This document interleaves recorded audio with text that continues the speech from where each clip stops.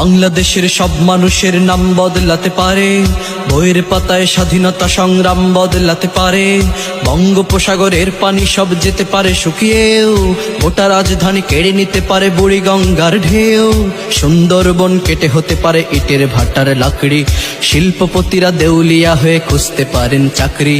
চোর গুন্ডারা পেয়ে যেতে পারে মন্ত্রীর মর্যাদা, আইনের ফাঁকে কালো টাকা সব হয়ে যেতে পারে সাদা। অনেকেই বলে এই দেশ নাকি হুজুগ জাতির দেশ, দফায় দফায় বদলায় এর রং ঢং পরিবেশ।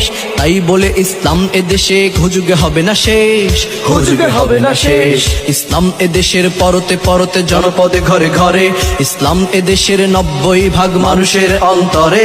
ইসলাম নিয়ে কেউ ছিনিমিনি খেলে এমন সাধ্য নেই, আর কিছু থাক না থাক তবুও ইসলাম থাকবেই। সবকিছু বদলে যাক তবুও ইসলাম থাকবেই, আর কিছু থাক